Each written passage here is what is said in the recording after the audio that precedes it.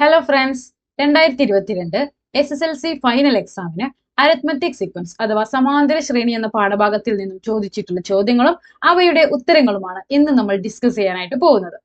ആദ്യത്തെ ചോദ്യം നോക്കാം. What is the common difference of the arithmetic sequence 3, 7, 11 etcetera 3, 7, 11 etcetera എന്ന സമാന്തര ശ്രേണിയുടെ പൊതുവ്യത്യാസം കണ്ടുപിടിക്കുക.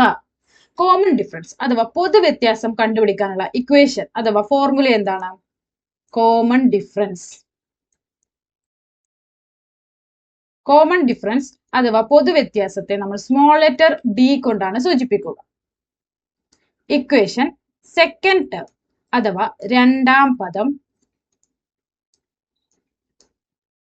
മൈനസ് ഫസ്റ്റ് ടേം അഥവാ ആദ്യ പദം. ഇതാണ് കോമൺ ഡിഫറൻസ് അഥവാ പൊതുവ്യത്യാസം കാണാനുള്ള ഇക്വേഷൻ. ഇവിടെ നമുക്ക് തന്നിട്ടുള്ള അരിത്മെറ്റിക് സീക്വൻസ് അഥവാ സമാന്തര ശ്രേണി ഏതാണ്? 3, 7, 11 എക്സെട്ര. ഇതിലെ ഫസ്റ്റ് ടേം അഥവാ ആദ്യ പദം 3 ആണ്. സെക്കൻഡ് ടേം അഥവാ രണ്ടാം പദം 7 ആണ്. സെക്കൻഡ് ടേമിന്റെ സ്ഥാനത്ത് നമ്മൾ 7 ഇട്ട് കൊടുക്കുന്നു. ഫസ്റ്റ് ടേമിന്റെ സ്ഥാനത്ത് 3 ഇട്ട് കൊടുക്കുന്നു. 7ൽ നിന്ന് 3 പോയാൽ എത്രയാണ്? 4 ആണ്. അതായത് ഈ അരിത്മെറ്റിക് സീക്വൻസ് അഥവാ സമാന്തര ശ്രേണിയുടെ കോമൺ ഡിഫറൻസ് അഥവാ പൊതുവ്യത്യാസം എത്രയാണ്? 4 ആണ്. ഇനി രണ്ടാമത്തെ ചോദ്യം, 5, 8, 11 etcetera is an arithmetic sequence. ആദ്യം തന്നെ നമുക്ക് തന്നിരിക്കുന്ന അരിത്മെറ്റിക് സീക്വൻസ് അഥവാ സമാന്തര ശ്രേണി എഴുതാം. 5, 8, 11 എക്സെട്ര. ആദ്യത്തെ ചോദ്യം എന്താണ്? What is it's 20th term? ഇതിന്റെ 20ാം പദം കണ്ടുപിടിക്കാനാണ് ചോദിച്ചിട്ടുള്ളത്. നമുക്കറിയാം nth ടേം അഥവാ n-ാം പദം കാണാനുള്ള ഇക്വേഷൻ എന്താ? nth term equal to f plus n-1 into d. ഇതിലെ എഫ് എന്ന് പറയുന്നത് എന്താണ്? First term. ഒരു അരിത്മെറ്റിക് സീക്വൻസ് അഥവാ സമാന്തര ശ്രേണിയിലെ ആദ്യ പദത്തിനെയാണ് എഫ് എന്ന് പറയുന്നത്. എൻ എന്ന് പറയുന്നത് എത്രാമത്തെ പദമാണോ നമുക്ക് കണ്ടുപിടിക്കേണ്ടത് അതാണ് എൻ. ഇവിടെ നമുക്ക് 20ാമത്തെ പദമാണ് കണ്ടുപിടിക്കേണ്ടത്. അപ്പൊ ഇവിടെ എൻ എന്ന് പറയുന്നത് 20 ആണ്. ഡി എന്ന് പറയുന്നത് എന്താണ്? ഈ അരിത്മെറ്റിക് സീക്വൻസ് അഥവാ സമാന്തര ശ്രേണിയുടെ കോമൺ ഡിഫറൻസ് അഥവാ പൊതുവ്യത്യാസമാണ്.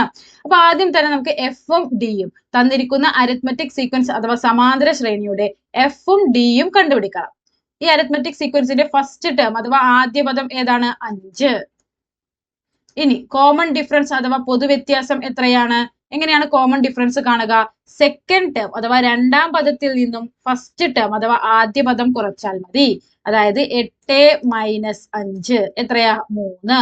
അതായത് ഈ അരിത്മെറ്റിക് സീക്വൻസ് അഥവാ സമാന്തര ശ്രേണിയുടെ ഫസ്റ്റ് ടേം അഥവാ ആദ്യ പദം 5 ആണ്. കോമൺ ഡിഫറൻസ് അഥവാ പൊതുവ്യത്യാസം 3 ആണ്. ഇനി നമുക്ക് എല്ലാ വാല്യൂസും ഇട്ട് കൊടുക്കണം. 20th ടേം അഥവാ 20ാം പദം ഈക്വൽ ടു എഫിന്റെ സ്ഥാനത്ത് 5 പ്ലസ് എൻ എത്രയാണ്? 20 മൈനസ് 1 ഇൻറ്റു ഡി എത്രയാണ്? 3 ഈക്വൽ ടു 5 പ്ലസ് 20ൽ നിന്നും 1 പോയാൽ 19 ഗുണിക്കണം 3 ഈക്വൽ ടു 5 പ്ലസ് 19 ഗുണിക്കണം 3 എത്രയാണ്? 57. 57 കൂടെ 5 കൂട്ടിയാൽ എത്രയാണ്? 62. അതായത് ഈ അരിത്മെറ്റിക് സീക്വൻസ് അഥവാ സമാന്തര ശ്രേണിയുടെ 20ാം പദം അഥവാ 20th ടേം എത്രയാണ്? 62 ആണ്. രണ്ടാമത്തെ ചോദ്യം എന്താണ്? What is the algebraic expression for this sequence? ഈ ശ്രേണിയുടെ ബീജഗണിത രൂപം എഴുതുക. ആൾജിബ്രായിക് ഫോം അഥവാ ബീജഗണിത രൂപം എഴുതാനുള്ള ഇക്വേഷൻ എന്താണ്? ആൾജിബ്രായിക് ഫോം ഈക്വൽ ടു നമ്മൾ പഠിച്ചിട്ടുണ്ട് dn plus f minus D. ഇതിൽ ഡി എന്ന് പറയുന്നത് കോമൺ ഡിഫറൻസ് അഥവാ പൊതുവ്യത്യാസമാണ്. എഫ് എന്ന് പറയുന്നത് ഫസ്റ്റ് ടേം അഥവാ ആദ്യ പദമാണ്. ഈ അരിത്മെറ്റിക് സീക്വൻസ് അഥവാ സമാന്തര ശ്രേണിയുടെ ഫസ്റ്റ് ടേമും കോമൺ ഡിഫറൻസും നമ്മളിവിടെ കണ്ടുപിടിച്ചിട്ടുണ്ട്. ഡി അപ്പൊ ഡിന്റെ സ്ഥാനത്ത് എത്രയാണ് ഇട്ട് കൊടുക്കേണ്ടത്? 3. ആൾജിബ്രായിക് ഫോം അഥവാ ബീജഗണിത രൂപം എഴുതുന്ന സമയത്ത് എന്നിന് നമ്മൾ ഒരു വാല്യൂവും ഇട്ട് കൊടുക്കരുത്. എൻ അതുപോലെ എടുത്ത് എഴുതണം. പ്ലസ് എഫ് എത്രയാണ്? 5 minus d 3 equal to 3n plus 5ൽ നിന്ന് 3 പോയാൽ 2. അതായത് ഈ അരിത്മെറ്റിക് സീക്വൻസ് അഥവാ സമാന്തര ശ്രേണിയുടെ ആൾജിബ്രായിക് ഫോം അഥവാ ബീജഗണിത രൂപം 3n + 2 എന്നാണ്. ഇത്രയും ചോദ്യങ്ങൾ മാത്രമാണ് അരിത്മെറ്റിക് സീക്വൻസ് അഥവാ സമാന്തര ശ്രേണി എന്ന പാഠഭാഗത്തിൽ നിന്നും 2022 SSLC ഫൈനൽ എക്സാമിന് ചോദിച്ചിട്ടുള്ളത്. അടുത്ത വീഡിയോയിൽ 2021 SSLC ഫൈനൽ എക്സാമിന് ഈ പാഠത്തിൽ നിന്ന് വന്ന ചോദ്യങ്ങളും അവയുടെ ഉത്തരങ്ങളും ഇതുപോലെ നമ്മൾ ഡിസ്കസ് ചെയ്യുന്നതായിരിക്കും. Stay tune for next video. Thank you.